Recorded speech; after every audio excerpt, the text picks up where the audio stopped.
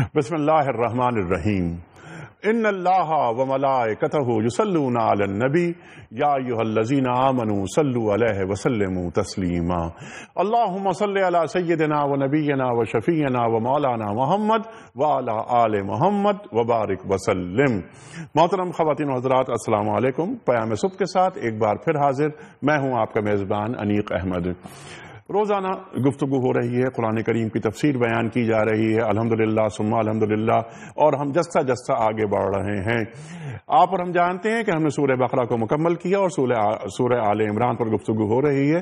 ہمارے ملک کے جید علماء تشریف لاتے ہیں اور ان کی خدمت میں ہم کچھ سوالات رکھتے ہیں اور ایک تسلسل کے ساتھ گفتگو آگے بڑھ رہی ہے۔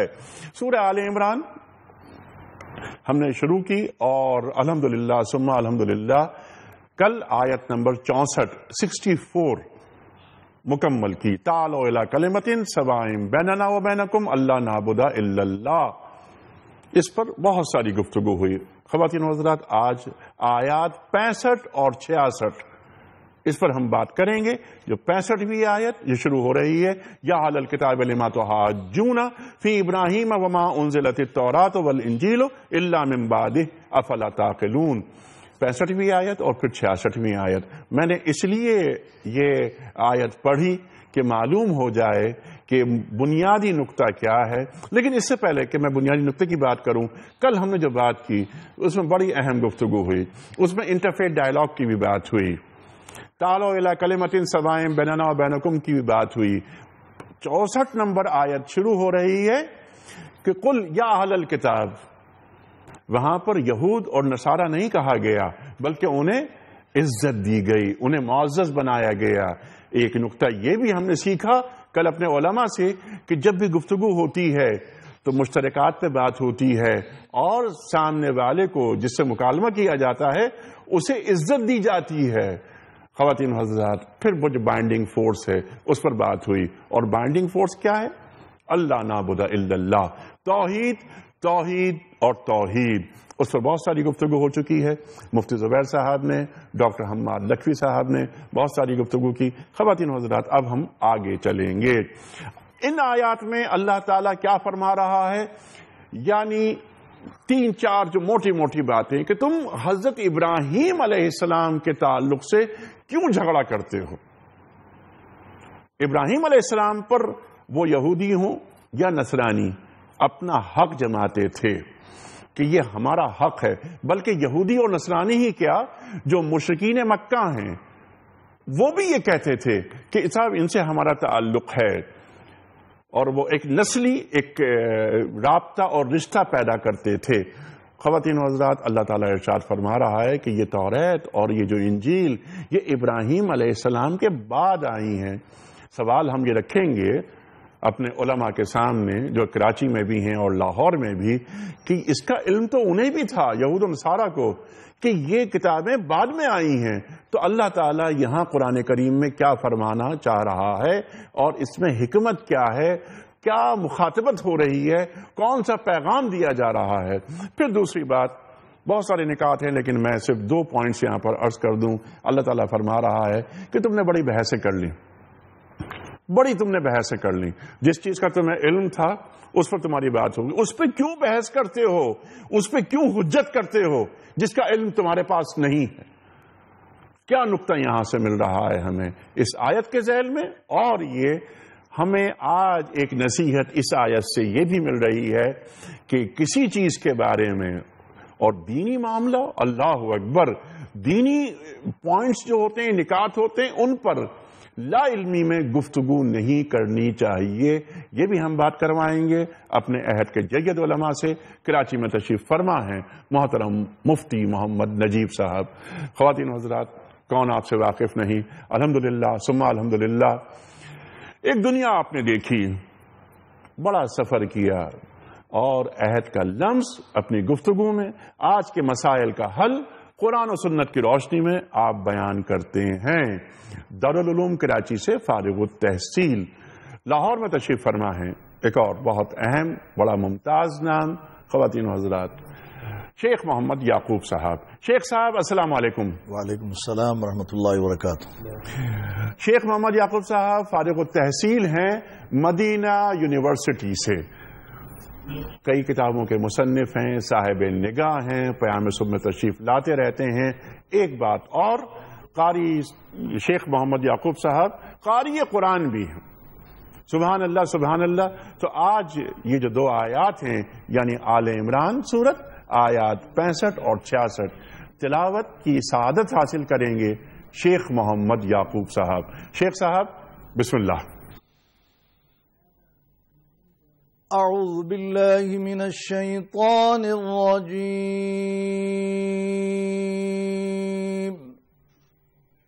سبحان اللہ سبحان اللہ. بسم اللہ الرحمن الرحیم.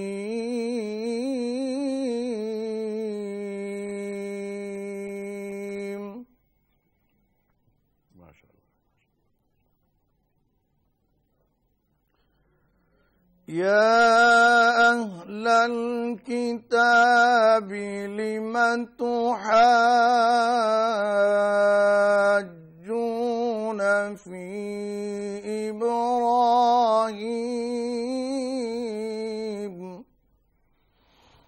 ماشاء اللہ ماشاء اللہ. وما انزلت التوراة والانجیل الا من بعده.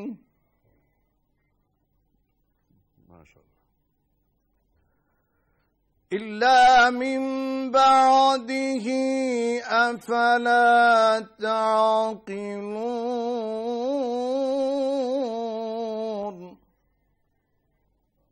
ما شاء الله. ها أنتم هؤلاء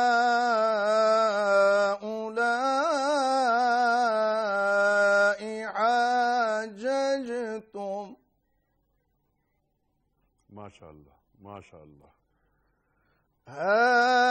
أنتم هؤلاء حاججتم فيما لكم به علم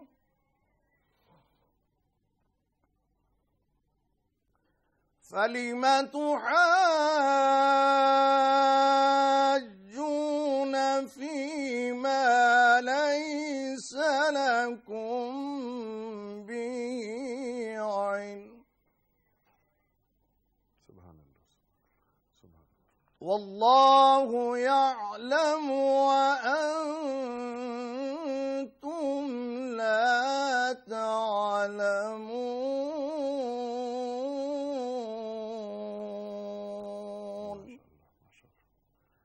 صدق اللہ العظیم. ماشاء اللہ ماشاء اللہ. شیخ صاحب سبحان اللہ سبحان اللہ سبحان اللہ سبحان اللہ. ماشاء اللہ ماشاء اللہ. خواتین حضرات سورہ آل عمران آیات 65 اور 66 کی تلاوت کی سعادت حاصل کی محترم شیخ صاحب نے. ترجمہ پیش کر رہا ہوں. اے اہل کتاب، تم ابراہیم علیہ السلام کے بارے میں ہم سے کیوں جھگڑا کرتے ہو؟ تورات اور انجیل تو ابراہیم علیہ السلام کے بعد ہی نازل ہوئی ہیں. پھر کیا تم اتنی بات بھی نہیں سمجھتے؟ تم لوگ جن چیزوں کا علم رکھتے ہو ان میں تو خوب بحثیں کر چکے. اب ان معاملات میں کیوں بحث کرنے چلے ہو جن کا تمہارے پاس کچھ علم نہیں؟ اللہ جانتا ہے، تم نہیں جانتے. صدق اللہ العظیم. خواتین حضرات، اس سے پہلے کہ مفتی صاحب کی خدمت میں رکھیں پہلا سوال آج کے پروگرام کے حوالے سے، حضرت ابراہیم علیہ السلام کے حوالے سے. کل کے پوچھے گئے سوال کا درست جواب اور آج کا سوال. کل سوال ہم نے یہ پوچھا تھا آپ سے کہ حضرت موسیٰ علیہ السلام کس قوم کی طرف رسول بنا کر بھیجے گئے؟ درست جواب بنی اسرائیل. آج کا سوال نوٹ فرما لیجئے. سرکار دو عالم صلی اللہ علیہ وآلہ وسلم کے دادا کے زمانے میں کس ملک کے بادشاہ نے کعبے کو ڈھانے کی کوشش کی؟ 3 آپشنز: یمن، مصر یا مکہ؟ درست جواب روانہ فرمانے کے لیے ہمارے فون نمبرز 009221343000980 اور 981. ہمارا ای میل ایڈریس ps@dunyatv.tv. ہمارا SMS کا نمبر 3031. مفتی محمد نجیب صاحب، آغاز کرتے ہیں آپ سے. ابراہیم علیہ السلام کے تعلق سے کیوں جھگڑا کرتے ہو تم؟ اللہ تعالیٰ ارشاد فرما رہا ہے. اس سے پہلے کہ میں آپ کی خدمت میں پہلا سوال رکھوں، مجھے سرکار دو عالم صلی اللہ علیہ وآلہ وسلم کا ایک فرمان میرے ذہن میں آ رہا ہے. آپ فرماتے ہیں کہ ہر نبی کا ایک ولی ہوتا ہے. میرے ولی میرے دادا ابراہیم علیہ السلام ہیں. ابراہیم علیہ السلام کے تعلق سے یہ بات شروع ہو رہی ہے. بات یہ ذرا پہلے تعارف کروائیے کوئی اختصار کے ساتھ. کئی بار ہم بات کر چکے ہیں اس موضوع پر، لیکن ابراہیم علیہ السلام کے خواص، خوبیاں، آپ کا اختصاص ارشاد. بسم اللہ الرحمن الرحیم. ابراہیم علیہ السلام کے حوالے سے جہاں اگر ہم مختصراً اوصاف بیان کریں ابراہیم علیہ السلام کی، جی، تو ایک تو اللہ تبارک و تعالی کے وہ اللہ نے خلیل کا لقب ان کو عطا فرمایا. اللہ اکبر، اللہ اکبر. اور وہ اللہ کے خلیل ٹھہرے تو حضور پاک صلی اللہ علیہ وسلم نے فرمایا نبی کا دوست نبی ہی ہوتا ہے. اللہ. اور میرا دوست جو ہے وہ ابراہیم علیہ السلام ہے میرے بھائی. ابراہیم علیہ السلام ابو الانبیاء کہلائے. ابراہیم علیہ السلام کی اولاد میں سے بنو اسحاق میں سے بھی، بنو اسماعیل میں سے بھی انبیاء کرام علیہ السلام ہیں. اگر آپ اوصاف میں دیکھوں تو مجھے 3 بنیادی صفات ہیں ابراہیم علیہ السلام کی جو ان کو اس درجے پہ لے گئی ہیں. پہلی صفت ہے ان کی تفویض، اللہ کے حکم کے آگے گردن جھکا دینا. لیول آف سبمشن جو ہے نا وہ کمال ہے. مطلب آپ کوئی انسان سوچ ہی نہیں سکتا کہ اس سے اوپر بھی کوئی لیول آف سبمشن ہے. جہاں یعنی شاید تھوڑا سا بھی ذہن میں کوئی اگر خلش بھی آ سکتی ہے تو وہ بھی نہیں آنے دیتے، اور یعنی اللہ کے حکم کے آگے بلا چوچرا گردن جھکا دینا. سبحان اللہ. دوسری ایک سب سے بڑی چیز جو ان میں نظر آتی ہے وہ ہے توحید، شرک سے بیزاری. سبحان اللہ. یعنی بچپن سے فطرتاً بچپن سے شرک سے بیزار ہے، توحید ہے. اور تیسری چیز جو ابراہیم علیہ السلام کی صفت ہے وہ ہے اخلاص فی العمل.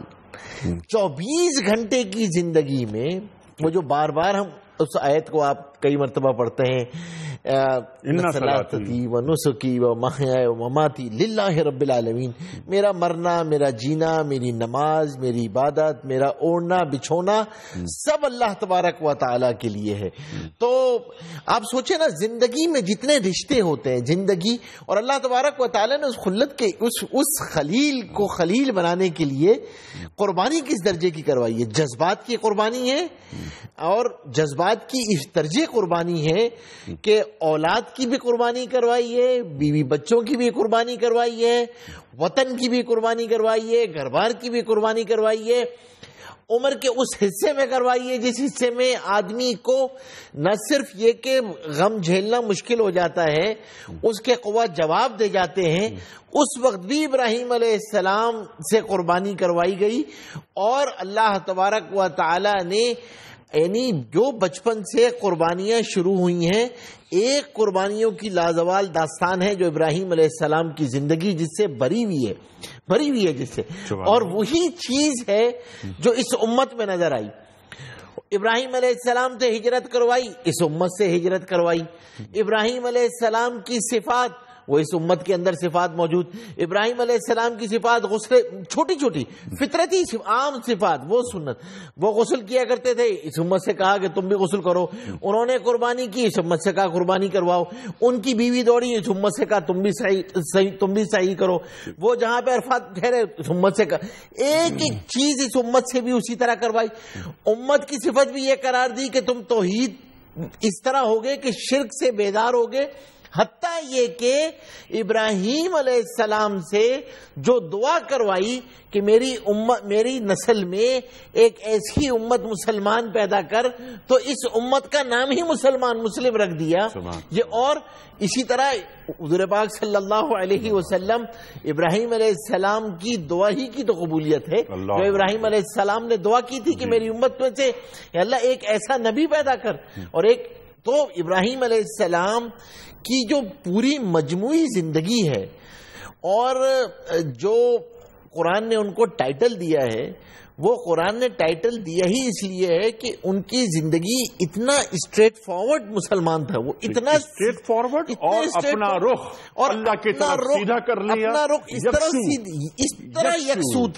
طرح یکسو تھے کہ ان کے اندر یعنی اپنی مزاج مذاق کی سپردگی، تفویض اللہ کے حکم کے ترجیحات میں اور کوئی چیز تھی ہی نہیں۔ کیا کھانا پینا اوڑھنا بچھونا اولاد، سارے رول زندگی کے ایک طرف تھے، اور اللہ کی بندگی ایک پیوٹل رول تھا جس کے ارد گرد ابراہیم علیہ السلام کی ساری زندگی گھوم رہی تھی۔ سبحان اللہ۔ اور یہ جو یکسو ہوئے، اپنا رخ سیدھا کیا، ایثار، قربانیاں، خلوص، جیسا کہ آپ نے فرمایا، توحید خالص، قرآن کریم، آخری وحی، آخری پیغام اللہ تعالیٰ کا، لقد کان لکم فی رسول اللہ اسوۃ حسنہ، اسوہ حسنہ یا تو سرکار دو عالم صلی اللہ علیہ وآلہ وسلم میں جو قرآن کریم فرما رہا ہے، یا ابراہیم علیہ السلام۔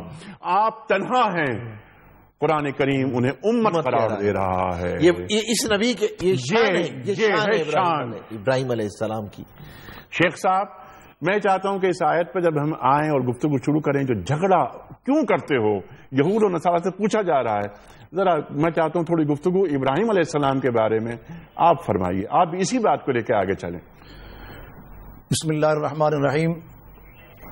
محترم انیق صاحب، بات یہ ہے کہ اللہ رب العالمین نے سیدنا ابراہیم خلیل اللہ کو جو بلند مقام عطا کیا تھا اور جو منصب دیا تھا، یہود و نصارہ اپنے آپ کو ان کی طرف منسوب کرنا چاہتے ہیں، ان کی طرف اپنی نسبت اس لیے کرنا چاہتے ہیں کہ اللہ تبارک و تعالی نے ان کو مقام بلند عطا کیا اور وہ جد الانبیاء تھے۔ سب سے پہلی اور بنیادی بات یہ کہ وَاذْكُرْ فِي الْكِتَابِ ابراہیم إِنَّهُ كَانَ صِدِّيقًا نَبِيًّا، کہ وہ اللہ کے سچے نبی تھے اور تمام کے تمام انبیاء جو ہیں وہ سچے انبیاء ہیں۔ دوسری بات اس حوالے سے یہ ہے کہ وہ اگرچہ عددی اعتبار سے اکیلے تھے، مگر اللہ نے ان کو امت قرار دیا، اور اللہ تبارک و تعالی نے فرمایا کہ ابراہیم علیہ السلام جو ہیں وہ اکیلے ہی امت ہیں، ان ابراہیم کان امہ۔ اور دوسری بات جو ہے وہ یہ، تیسری بات جو ہے وہ یہ ہے کہ وہ ابراہیم الذی وفا، کہ اللہ کے نبی صلی اللہ علیہ وسلم کہ یہ والد گرامی اور جد الانبیاء سیدنا ابراہیم خلیل اللہ جو تھے، یہ اللہ سے کیے ہوئے وعدوں کو وفا کرنے والے تھے، اور اللہ تبارک و تعالی کی طرف سے جتنے بھی امتحانات آئے، آزمائشیں آئیں، ابتلا آئیں، ان کے اوپر پورا اترنے والے تھے۔ اور جس طرح اللہ رب العالمین نے قرآن مجید میں کہا کہ وَإِذِ ابْتَلَىٰ إِبْرَاهِيمَ رَبُّهُ بِكَلِمَاتٍ فَأَتَمَّهُنَّ قَالَ إِنِّي جَاعِلُكَ لِلنَّاسِ إِمَامًا، کہ ہم نے ان کو امتحانات میں مبتلا کیا اور وہ ہر امتحان میں پورے اترے، یہاں تک کہ بیٹے کی قربانی مانگی ہے تو وہ بھی آپ دینے کے لیے تیار ہو گئے، اور جب اس کی گردن پر چھری بھی چلا دی اور آنکھ کھول کے دیکھتے ہیں تو بیٹا موجود ہے اور جانور ذبح ہو چکا ہے، تو اللہ رب العالمین نے اس موقع پر کیا کہا کہ سلام علی ابراہیم۔ اب اللہ تبارک و تعالی خود سلام پیش کر رہے ہیں کس کو؟ سیدنا ابراہیم خلیل اللہ کو۔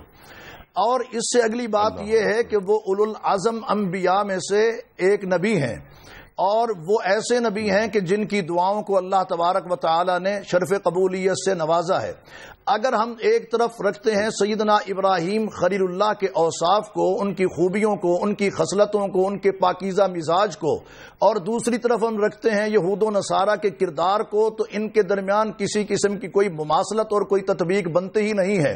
اب یہ جو یہود و نصارہ اس حوالے سے جھگڑا کر رہے ہیں، وہ کہتے ہیں کہ یہ ہم میں سے تھے اور وہ کہتے ہیں کہ یہ ہم میں سے تھے، تو اس اعتبار سے دیکھا جائے تو یہ دونوں جھوٹے ہیں اور یہ دونوں متکبر ہیں، یہ دونوں کذاب ہیں۔ آپ یہ دیکھ لیجئے کہ اللہ رب العالمین نے جو قرآن مجید میں فرمایا وہ یہی کہ لِمَ تُحَاجُّونَ فِي إِبْرَاهِيمَ وَمَا أُنزِلَتِ التَّوْرَاةُ وَالْإِنجِيلُ إِلَّا مِن بَعْدِهِ۔ اب تورات اور انجیل دونوں بعد میں نازل ہوئی ہیں۔ سیدنا ابراہیم خلیل اللہ یہ پہلے مبعوث کیے گئے ہیں۔ سیدنا ابراہیم خلیل اللہ اور سیدنا موسیٰ علیہ السلام میں 1000 سال کا فرق ہے، اور اسی طرح موسیٰ علیہ السلام اور عیسیٰ علیہ السلام میں 1000 سال کا فرق ہے۔ تو گویا کہ موسیٰ علیہ السلام اور سیدنا ابراہیم 1000 کا، اور سیدنا ابراہیم علیہ السلام اور عیسیٰ علیہ السلام کا 2000 سال کا فرق ہے۔ اب صورتحال یہ ہے، ان کے تکبر کا عالم یہ دیکھ لیجئے اور ان کے جھوٹا ہونے کی آپ اس چیز سے آپ اندازہ لگا سکتے ہیں کہ اب ایک جو امت ہے وہ 1000 سال اور دوسری جو ہے وہ 2000 سال بعد آ رہی ہے۔ اب کیا کہہ رہے ہیں کہ وہ ہم میں سے تھے، یہ نہیں کہہ رہے کہ ہم ان میں سے ہیں۔ امت محمدیہ میں اور یہود و نصارہ میں بنیادی طور پر فرق یہی ہے کہ ہم مسلمان جو ہیں ہم اپنی نسبت ان کی طرف کرتے ہیں، اور وہ لوگ کیا کرتے ہیں کہ سیدنا ابراہیم علیہ السلام کی نسبت اپنی طرف کرتے ہیں، جبکہ یہ بعد میں آئے ہیں اور وہ پہلے تھے۔ تو لہٰذا ہمارا جو اس حوالے سے دعویٰ ہے وہ ہم اپنے دعوے کے اندر سچے ہیں، اور جھگڑا یہ اس لیے کرتے ہیں کہ وہ شخصیت اتنی بڑی تھی، وہ اتنی بڑی شخصیت تھی، اللہ اکبر و کبیرہ، کہ انبیاء میں بھی ان کا نام بلند ہے، مقام بلند ہے، اور اللہ تبارک و تعالی نے ان کی قربانیوں اور ابتلاء اور امتحان کے نتیجے میں جو پورا اترے ہیں، اللہ تبارک و تعالی نے ان کو اپنا خلیل بنایا اور کہا کہ واتخذ اللہ ابراہیم خلیلا، کہ اللہ رب العالمین نے سیدنا ابراہیم کو اپنا دوست، اپنا خلیل بنا لیا ہے۔ تو اللہ رب العالمین سبحان اللہ تو اللہ رب العالمین نے جو ان کو مقام بلند عطا کیا ہے، تو یہود و نصارہ غلط بیانی سے اس مقام اور منزلت تک پہنچنے کی کوشش و کاوش کرنے میں مصروف و مشغول ہیں، اور ان کی تمام ایسی کوششیں وہ بالکل ناکام ہیں۔ ایک بات، اور دوسری بات یہ ہے کہ یہ قوم ہی ایسی ہے یہود و نصارہ کہ جھگڑا کرنا ان کے رگ و ریشے کے اندر موجود ہے، اور بے بنیاد یہ جھگڑا کرتے ہیں، اور بغیر علم کے کرتے ہیں، بغیر دلیل کے کرتے ہیں، اور بغیر تفہیم کے کرتے ہیں، اور ان کے رگ و ریشہ کے اندر یہ صورتحال پائی جاتی ہے، اور دنیا کے اندر بھی جہاں کہیں آج ہم دیکھ رہے ہیں کہ جھگڑے رونما ہو چکے ہیں۔ جی ٹھیک ہے، لیکن شیخ صاحب یہ جو بات آپ نے فرمائی نا، اس سے پہلے کی آیت، یعنی آیت نمبر 64-65 میں تو یہ بات جو آپ فرما رہے ہیں کہ اس کی تشریح اور تفہیم اور تفسیر کے حوالے سے، آیت نمبر 64 میں تو بات یہ ہو رہی ہے کہ آؤ تعالوا الی کلمۃ سواء بیننا و بینکم لا نعبد الا اللہ، جو چیزیں یکساں ہیں ان میں تو ہم آتے ہیں، اشتراک کرتے ہیں، اور ہماری بائنڈنگ فورس تو توحید ہے، حکمت سے بات ہو رہی ہے، جیسے کہ قرآن کریم ارشاد فرماتا ہے کہ ادعو الی سبیل ربک بالحکمہ والموعظۃ الحسنہ وجادلہم باللتی ہی احسن۔ تو یہاں پر لڑائی نہیں ہو رہی، یہاں پر سمجھایا جا رہا ہے، ارشاد جی کہ لِمَ تُحَاجُّونَ، جھگڑا کس بات کا ہے؟ پہلے جو بات تھی وہ افہام و تفہیم کی تھی کہ آپ آئیے، اور اسلام کا یہی انداز ہے۔ اسلام جو ہے اس کا مزاج یہ نہیں ہے کہ ہر ایک پر کفر کے فتوے لگاتا چلا جائے، بلکہ جو ایسے افراد، ایسی قومیں کہ جو حالت کفر کے اندر ہیں، اسلام ان کو بھی دعوت دیتا ہے حق کی طرف آنے کی، جس طرح کہ اہل کتاب سے کہا جا رہا ہے کہ تعالوا الی کلمۃ سواء بیننا و بینکم الا نعبد الا اللہ۔ تو یہ تو ہمارا معاملہ مشترکہ ہے، کیونکہ ہم سب کا خالق ایک ہے، مالک ایک ہے، رازق ایک ہے، پالنے والا ایک ہے، اور صورتحال یہ ہے کہ ہم جب اس نے ہمیں پیدا کیا تو اس نے اپنے ساتھ کسی کو شریک نہیں بنایا تھا، لیکن افسوس کی بات یہ ہے کہ جب ہم انسان اس کی عبادت کرتے ہیں تو اس کے ساتھ غیروں کو شریک کر لیتے ہیں، تو اس شرک سے منع کیا گیا اور توحید کی طرف آنے کی دعوت دی گئی ہے کہ آپ اس کلمے کی طرف آ جائیں، اور یہی وہ کلمہ ہے کہ وَلَقَدْ بَعَثْنَا فِي كُلِّ أُمَّةٍ رَسُولًا أَنِ اعْبُدُوا اللَّهَ وَاجْتَنِبُوا الطَّاغُوتَ۔ تمام انبیاء اور رسل نے اسی کلمے کی طرف بلایا ہے، اور یہ کلمہ ہماری اساس ہے، ہماری بنیاد ہے، کائنات کی تخلیق کا مقصد ہے، اور اسی لیے ہم پیدا کیے گئے ہیں۔ سبحان اللہ، سبحان اللہ۔ مفتی صاحب اسی بات کو ہم آگے لے کے چلتے ہیں۔ ایک تو یہ کہ یہاں جو گفتگو ہو رہی ہے، اس آیت کا رب پچھلی آیت سے ایک ہم اس کو جوڑتے ہیں، جو محسوس ہوتا ہے کہ جوڑ رہا ہے۔ کیوں جھگڑا کرتے ہو اس بات پر؟ ابراہیم علیہ السلام پر خواص آپ نے بیان فرما دیے، وہ خوبیاں، وہ اختصاص، وہ مرتبہ، وہ رتبہ جو ابراہیم علیہ السلام کو اللہ تعالیٰ دے رہا ہے، اور پھر وہ جو بات اس کو پریسائز اگر کر لیں تو انا صلاتی و نسکی و محیایا و مماتی للہ رب العالمین، یہ ہیں ابراہیم علیہ السلام۔ سب کچھ اللہ کے لیے ہے۔ اچھا، اب جب ہم آگے آ گئے، جب ہم آگے آ رہے ہیں تو یہ دو باتیں یہاں پر ہیں۔ ایک تو کیوں جھگڑا کرتے ہو؟ شیخ صاحب نے بڑی اچھی بات اٹھائی، ایک نقطہ بہت اہم آپ کا یہ تھا کہ ہم خود کو ان سے جوڑتے ہیں۔ یہ یہودی اور نصرانی کی کیا کرتے ہیں کہ وہ ابراہیم علیہ السلام پر قابض ہونا چاہتے ہیں۔ توریت اور انجیل بعد میں آئی، یہ بتایا جا رہا ہے۔ اس کا علم تو یہودیوں کو بھی تھا، نصرانیوں کو بھی تھا۔ کیا حکمت ہے یہاں؟ ارشاد۔ بسم اللہ الرحمن الرحیم۔ دیکھیں، مولانا نے بہت ہی زبردست بات کی ہے، اور یہ اصولی بات مولانا نے بیان فرمائی کہ اسلام کا مزاج، کیونکہ مزاج جوڑ کا ہے، اسلام کا مزاج جوڑ کا ہے، اسلام کا مزاج توڑ کا ہے نہیں۔ اور اسی وجہ سے قرآن کریم نے دعوت دی ہے کہ دیکھیں وہ چیزیں جو سملیرٹیز ہیں ان پہ بات کر لیتے ہیں نا، جس میں آپ کو ڈفرینس آف اوپینین ہے اس کو بھی الگ کر دیں آپ اس میں۔ اچھا، ان سملیرٹیز میں یاد رکھیے گا کہ ایک چیز ایسی ہے کہ جس میں کمپرومائز نہیں ہو سکتا، وہ ہے توحید۔ اس معاملے میں کمپرومائز نہیں ہے۔ یعنی آپ سوچئے تاریخ کے اندر کہیں پہ آپ، یعنی جس چیز کا جوڑ اگر کبھی کسی کے ساتھ نہیں بیٹھا ہے تو وہ توحید اور شرک کا جوڑ نہیں بیٹھا ہوا۔ یہ نہیں ہو سکتا کہ یہ دو چیزیں جمع ہو جائیں گی، ممکن نہیں ہے۔ تو یہ جو چیزیں تو جمع نہیں ہو سکتی۔ پھر اب جب آپ وہ ابراہیم علیہ السلام سے اپنی نسبت جوڑنا چاہتے ہیں، ابراہیم علیہ السلام سے نسبت کیوں جوڑی جا رہی؟ آپ اس پس منظر کو دیکھیے۔ پس منظر یہ ہے کہ دونوں طرف کے رہنے والے اچھا، کیونکہ ظاہر سی بات ہے زمانہ فطرت سے گزر چکے ہیں، 500 سال تک کوئی نبی نہیں آیا ہے۔ مکہ میں یہ بھی اپنے آپ کو منسوب کہہ رہے تھے، کیوں؟ کیونکہ وہ شاعر وہ موجود تھے، ابراہیم علیہ السلام، وہ کہتے تھے ابراہیم تو آئے یہیں پہ تھے اور ہم تو ہیں ہی انہی کے مذہب پہ۔ اچھا، جب مدینہ منورہ میں آئے تو اہل کتاب دونوں کے دونوں یہودی کہتے تھے کہ وہ تو ابراہیم، اور ابراہیم علیہ السلام تو یہودی تھے، اور وہ کہیں کہ ابراہیم علیہ السلام عیسائی۔ تو قرآن کریم یہ کہتا ہے کہ عجیب بے عقلی کی باتیں کرتے ہو، اور کس بارے میں کٹ حجتی کر رہے ہو یہاں پہ کہ اس بات پر جھگڑا کرنا کہ ابراہیم علیہ السلام یہودی تھے یا نصرانی تھے۔ تو یہ بتاؤ کہ ابراہیم علیہ السلام کیسے یہودی یا نصرانی ہو سکتے ہیں؟ ابراہیم علیہ السلام کہ جیسے مولانا نے بھی بیان فرمایا کہ بھئی 1000 سال بعد موسیٰ علیہ السلام آئے، اس کے 1000 سال بعد جو ہے وہ عیسیٰ علیہ السلام آئے ہیں، اور تم یہ کہہ رہے ہو کہ وہ یہودی ہیں، وہ نصرانی ہیں۔ تو وہ ایک دو باتیں اس کے اندر سمجھ لیجئے۔ ایک بات تو یہ ہے کہ جس یہودی اور نصرانی ہونے کی نفی کی جا رہی ہے قرآن میں، وہ اس زمانے کی گڑھی ہوئی مروجہ نصرانیت اور یہودیت ہے، اس کی نفی کی جا رہی ہے۔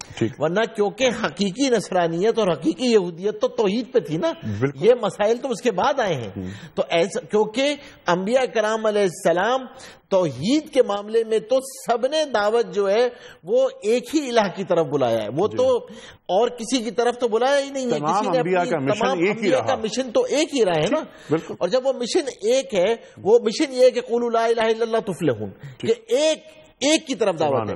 تو الوہیت اور ربوبیت میں انبیاء کا اختلاف نہیں ہے، یہاں الوہیت میں بھی اختلاف ہے، ربوبیت میں بھی اختلاف ہے۔ تو انہوں نے بولا کہ ابراہیم، وہ کیسے ابراہیم علیہ السلام اس کے نہ یہودی ہیں نہ وہ عیسائی ہیں، ابراہیم علیہ السلام تو سیدھے سادے یکسو مسلمان۔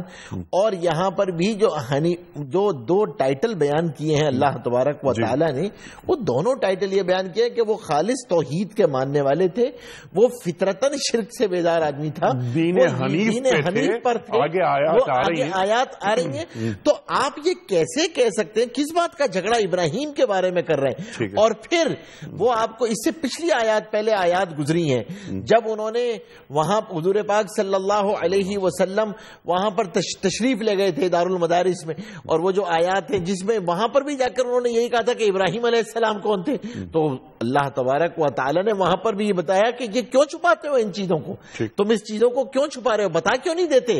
اور اللہ تبارک و تعالی نے تو نشانیاں بیان کی ہوئی ہیں ابراہیم علیہ السلام کی، تم دیکھ لو کہ اس نبی میں وہ نشانیاں پائی جا رہی ہیں یا نہیں پائی جا رہی ہیں۔ آج بھی یہی ہے کہ جھگڑا کیوں کر رہے ہو؟ تم ابراہیم کی زندگی کو اٹھاؤ اور محمد صلی اللہ علیہ وسلم کی امت کی زندگی کو اٹھاؤ اور ان کو تلاش کر لو کہ کون زیادہ کس کے قریب ہے. ابراہیم علیہ السلام کے قریب کون ہے؟ توحید میں تم زیادہ قریب ہو ابراہیم علیہ السلام کے یا ہم زیادہ قریب ہیں؟ قربانی میں تم زیادہ قریب ہو یا ہم زیادہ قریب ہیں؟ پیروی میں تم زیادہ قریب ہو یا ہم قریب ہیں؟ تو حقداروں کا جب تعین ہوگا، جب حقداروں کا تعین ہو جائے گا تو ابراہیم کا تعلق ہم سے ہوگا اور ہمارا تعلق ابراہیم سے. ہم تو اپنا بڑا مانتے ہیں ان کو. ہم تو اس پر ہمیں تو ہمارا نبی یہ کہہ رہا ہے کہ وہ میرے دوست ہیں. ہمیں تو اس پر ظاہر سی بات ہے یہ ہمارے لیے اعزاز کی بات ہے کہ ہماری نسبت ابراہیم علیہ السلام سے جا کے جوڑ رہی ہے، کیونکہ ابراہیم اللہ تبارک و تعالیٰ کے خلیل ہیں. ابراہیم علیہ السلام یہاں سے توحید چلنا شروع ہوئی ہے اور یہاں پر آ کے توحید کی تکمیل ہو گئی ہے.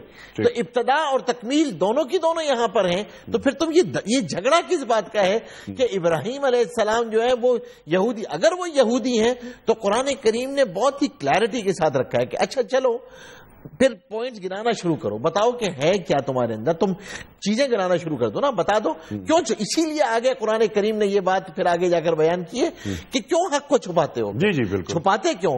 گڑبڑ کیوں کر دیتے ہو چیزوں کو، وعدے کیوں؟ اور قرآن کریم میں دوسری مرتبہ یہ بات فرما رہا ہے لا تلبسوا الحق بالباطل، وہاں سے جو ہم پہلے بات کر چکے ہیں سورہ بقرہ میں. جی سورہ بقرہ میں یہ بات اس ذیل میں پھر دوبارہ آ رہی ہے، وہی مضمون دوبارہ پلٹ کے آ رہا ہے، وہی پلٹ کے آ رہا ہے. تو یہ جو اللہ تبارک و تعالیٰ نے نشانیاں ابراہیم علیہ السلام کی یہ تو پہلے سے بیان ہوئی تھی. تو اب قرآن کریم نے ان حد کو یہ کہا کہ یہ تم کیسی باتیں کر رہے ہو. بالکل یہ جو پلٹ کے یہاں پر ابراہیم کے دعویٰ کر رہے ہو کہ ابراہیم یہودی تھا. ابراہیم علیہ السلام نہ یہودی ہیں مروجہ اور نہ ابراہیم علیہ السلام جو تمہاری گڑی ہوئی عیسائیت و نصرانیت ہے نہ وہ عیسائی و نصرانی ہے. وہ تو خالصتاً توحید پرست آدمی یکسو ہو کر اپنی زندگی اللہ کے حکموں کے مطابق گزارنے. سبحان اللہ سبحان اللہ. اور پھر اس پہ ہم انشاءاللہ تعالی اگلے پروگرامز جب اس موضوع پہ ہم بات کریں گے، خوا سماکم المسلمین پہ ہم بات کریں گے، دین حنیف پہ بات کریں گے.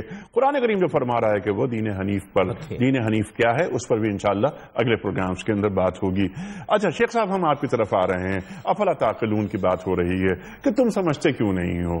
یہ بھی ایک ان سے کہا جا رہا ہے کہ سمجھو، دماغ کو استعمال کرو، عقل استعمال کرو. دیکھو کہ ابراہیم علیہ السلام کی جو پیروی، جیسا کہ فرمایا مفتی صاحب نے کہ پیروی کون کر رہا ہے، ان کا جو اصل پیغام ہے وہ کس کے پاس ہے. ابراہیم علیہ السلام نہ یہودی تھے اور نہ نصرانی، وما کان من المشرکین، وہ مشرکوں میں سے نہیں تھے. اب جو اگلی آیت آ رہی ہے اس پہ ذرا ہم بات کرتے ہیں. پھر مخاطبت انہیں اہل کتاب سے ہی ہو رہی ہے کہ تم لوگ جن چیزوں کا علم رکھتے ہو ان پر تو تم خوب بحثیں کر چکے ہو، لیکن جن چیزوں کا تمہیں علم نہیں ہے اس پر کیوں بحث کرتے ہو؟ یہ اشارہ کس جانب ہے؟ بسم اللہ الرحمن الرحیم. محترم نیک صاحب، میں ایک دو باتوں کی طرف پہلے توجہ دلانا چاہتا ہوں.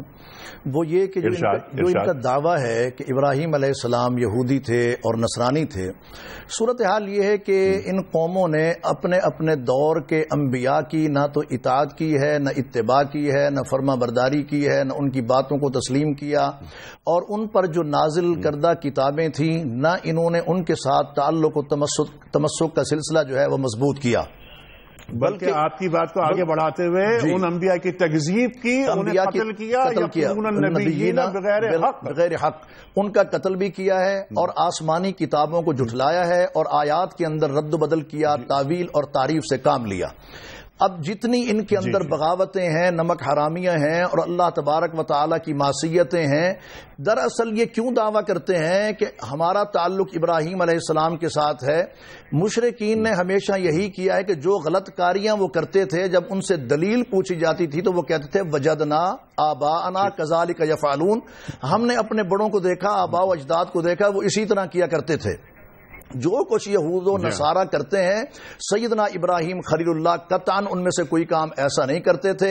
یہ تثلیث کے عقیدے کے قائل ہیں. انہوں نے کیا کیا ہے کہ جو انبیاء تھے ان کو ابناء اللہ بنا دیا، قالت الیہود عزیر ابن اللہ وقالت النصارى المسیح ابن اللہ. اور اسی طریقے سے جو ان کے اقوال تھے انہوں نے ان کو شریعت بنا دیا، جو شریعت تھی انہوں نے اس کو پس پش ڈال دیا.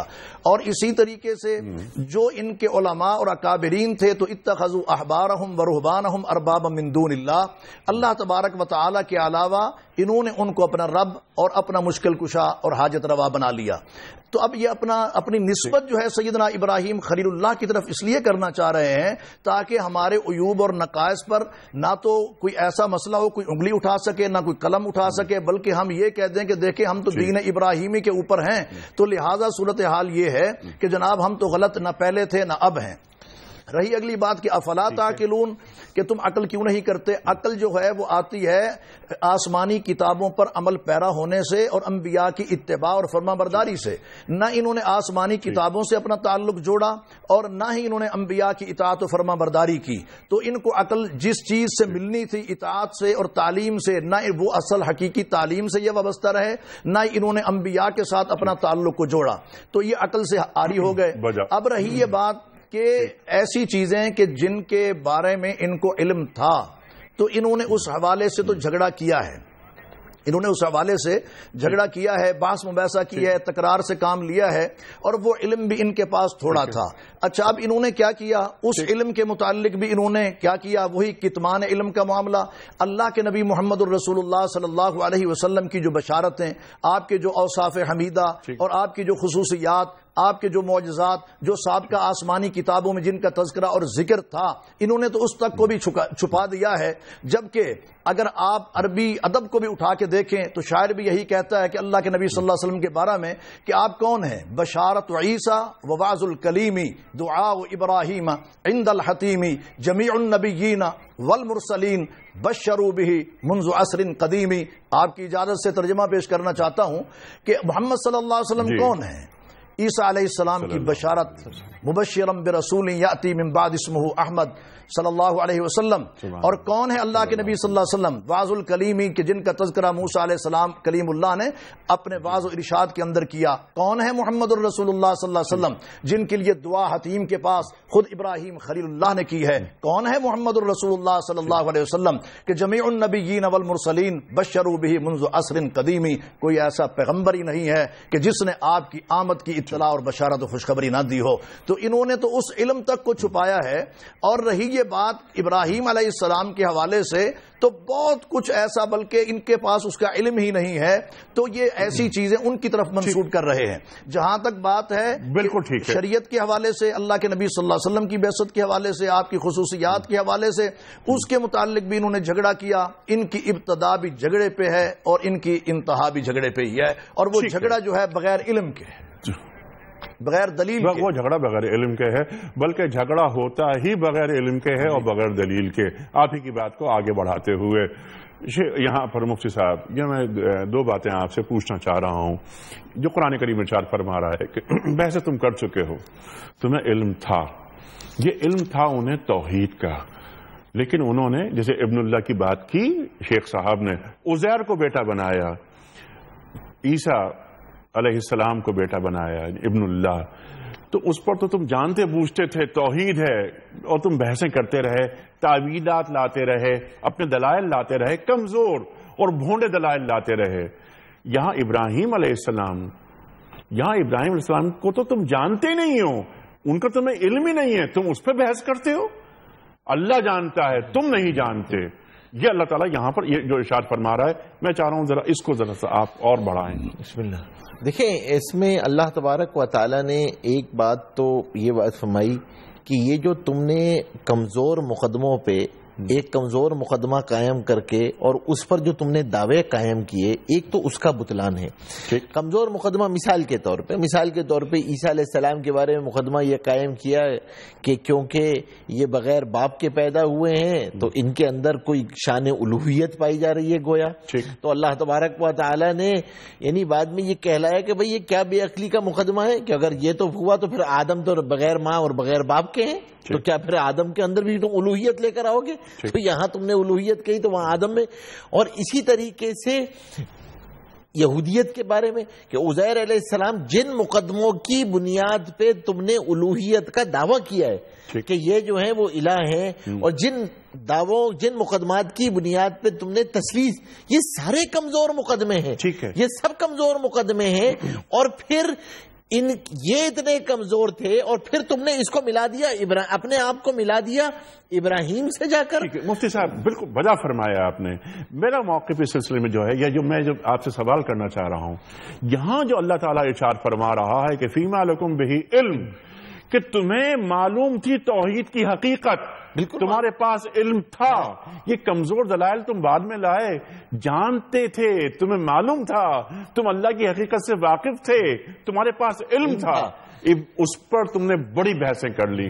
علم رکھنے کے باوجود گویا تثلیث جو آپ نے بات فرمائی، تثلیث کا عقیدہ ان کے پاس آیا، عزیر کو مانا انہوں نے، لیکن علم آ جانے کے بعد اللہ تعالیٰ اب فرما رہا ہے کہ اس پر تم نے بحثیں کر لی، اب تم ابراہیم کو جانتے ہی نہیں ہو، پتہ ہی نہیں تمہیں معلوم ہی نہیں ہے، تمہارے پاس تو ابراہیم کے بارے میں تمہارے پاس وہ صفات موجود نہیں ہے جس سے مماثلت پیدا کر سکو، تم اس پر بحثیں کرتے ہو، تم اس پر جھگڑے کر رہے ہو۔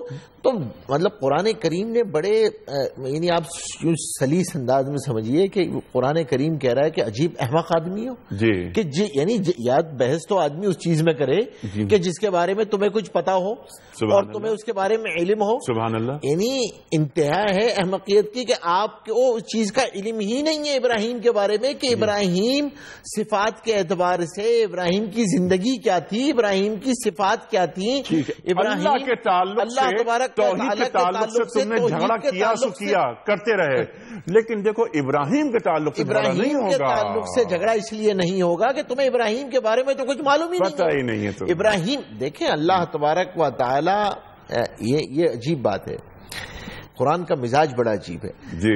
اللہ تبارک و تعالی اپنے بارے میں برداشت کر لیتے ہیں جی، لیکن اپنے ولی کے بارے میں برداشت، اللہ اکبر، اللہ تبارک و تعالی کا یہ اللہ تبارک و تعالی کا، یعنی قرآن کریم کا اللہ آپ کچھ کہہ لیں، اللہ تبارک و تعالی اگنور کرتے جاتے ہیں، ٹھیک ہے تم نے جھگڑا کیا نا، چلو پھر اس پہ آ جاؤ، پھر لیکن زبان درازی کوئی کرے اللہ کے ولی کے بارے میں اور اللہ کے خلیل کے بارے میں، یہ اللہ کو برداشت نہیں ہے۔ اللہ تبارک و تعالی، پھر آپ سوچیں نا، ہاں تم سوال، انہی عربی زبان کے اندر تحقیر ہے، تنقیص ہے مخاطب کی کہ عجیب آدمی ہو، عجیب احمق آدمی ہو، ایسا دعویٰ قائم کر رہے ہو، میرے خلیل کے بارے میں قائم کر رہے ہو، میرے ولی کے بارے میں قائم کر رہے ہو، جس کا تمہیں علم ہی نہیں ہے، اس کی زندگی کا تمہیں نہیں پتا، اس کی ہجرت کا تمہیں نہیں پتا، اس کی دعوت کا تمہیں نہیں پتا، اس کی قربانی کا تمہیں نہیں پتا، اس کی تفویض کا تمہیں نہیں پتا، اس کے اخلاص کا تمہیں نہیں پتا،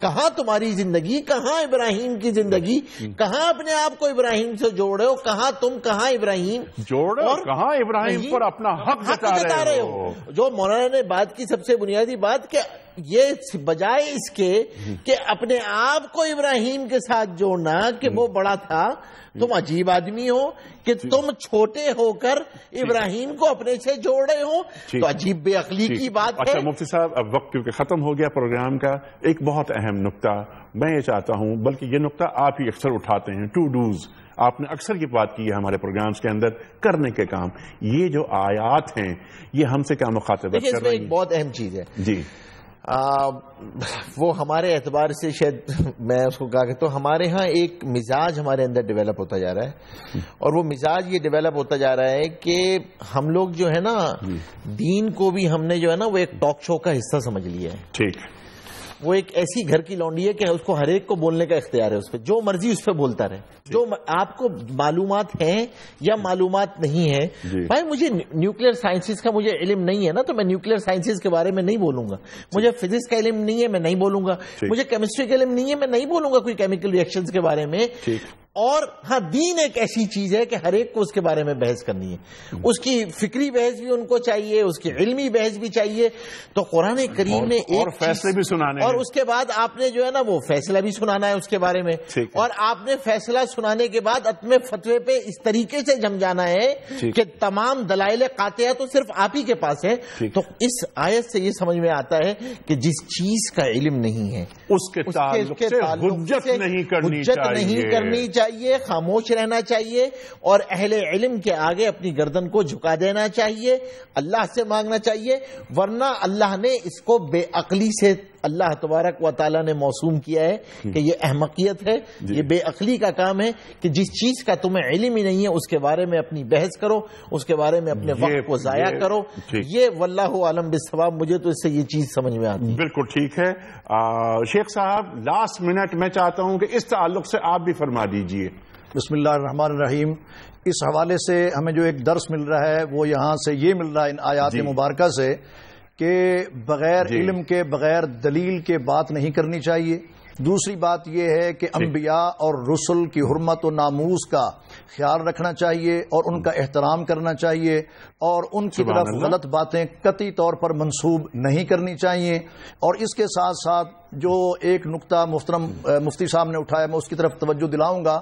اللہ تبارک و تعالی جہاں اپنے ولیوں کے ساتھ عداوت اور دشمنی کو پسند نہیں کرتا اور معاف نہیں کرتا، وہاں اللہ تبارک و تعالی شرک جیسے گناہ کو بھی معاف نہیں کرتا۔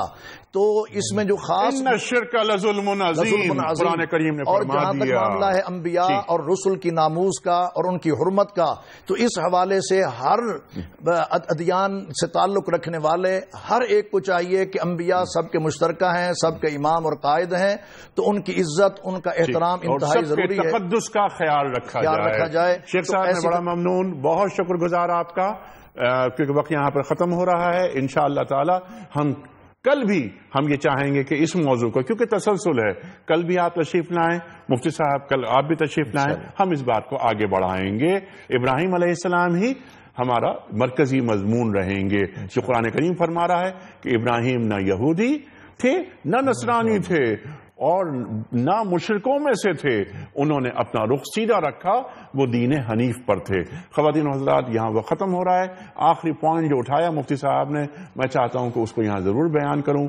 یہ آیت جیسا کہ مفتی صاحب نے فرمایا ہم سے یہ بھی تقاضا کر رہی ہے کہ جس چیز کا علم نہیں ہو اس پر جھگڑا نہیں کرتے، اس پر حجت نہیں کرتے، خاص طور پر جو دینی معاملات ہیں، جو قرآنی معاملات ہیں، آئیں اس پر بات کریں، لیکن پہلے اس پر ایک مطالعہ ہو، ایک اس کو معلوم ہو کہ کوئی کم از کم کوئی 8-10 تفاسیر پڑھی ہوئی ہیں، آپ عربی زبان کو جانتے ہوں وغیرہ وغیرہ، یہ سب باتیں آپ ہم سے بہتر جانتے ہیں۔ علم کے بغیر بحث نہیں کرنی چاہیے۔ قل ہاتوا برہانکم ان کنتم صادقین، قرآن کریم ارشاد فرماتا ہے کہ اگر سچے ہو تو دلیل لے کر آؤ، تو دلیل جو زندہ رہا وہ دلیل سے زندہ رہا، جو ہلاک ہوا وہ دلیل سے ہلاک ہوا۔ خواتین حضرات پروگرام یہاں ختم ہو رہا ہے۔ کل ہم نے جو سوال رکھا تھا اس کا درست جواب میں پیش کرتا ہوں۔ کل کا سوال یہ تھا کہ حضرت موسیٰ علیہ السلام کس قوم کی طرف رسول بنا کر بھیجے گئے؟ درست جواب بنی اسرائیل۔ آج کا سوال نوٹ فرما لیجئے۔ سرکار دو عالم صلی اللہ علیہ وآلہ وسلم کے دادا کے زمانے میں کس ملک کے بادشاہ نے کعبے کو ڈھانے کی کوشش کی؟ 3 آپشنز، یمن، مصر یا مکہ۔ درست جواب روانہ فرمانے کے لیے ہمارے فون نمبرز اسکرین پر موجود ہیں، نوٹ فرما لیجئے۔ 009-221-343-00980 اور 981۔ ہمارا ای میل ایڈریس ps@dunyatv.tv، ہمارا SMS کا نمبر 3031۔ خواتین حضرات یہ وقت ہے قرآن دازی کا۔ کل کے پوچھے گئے سوال کے درست جواب کو روانہ فرمانے والوں کی ایک طویل قطار، ان میں سے کچھ افراد جنہوں نے درست جواب بھجوائے ان کی یہ قرآن دازی ان کے مابین مفتی صاحب اعلان فرمائیں گے کل کے ونر کا۔ ثقلین راولپنڈی سے، ثقلین صاحب راولپنڈی سے۔ ثقلین صاحب آپ کی خدمت میں دنیا ٹی وی کی جانب سے کتابوں کا تحفہ پیش کیا جا رہا ہے۔ آج کا سوال بلکہ آج کی بات، اور آج کی بات قول ہوتا ہے صاحب نہج البلاغہ امیر المومنین حضرت علی مرتضی کرم اللہ وجہہ کا۔ آپ فرماتے ہیں کہ جو گناہ کر کے کامیاب ہوا وہ کامیاب نہیں، بلکہ شر کے ذریعے فاتح بننے والا مغلوب اور شکست خوردہ ہے۔ کل تک کے لیے اپنے میزبان انیق احمد کو اجازت، خدا حافظ۔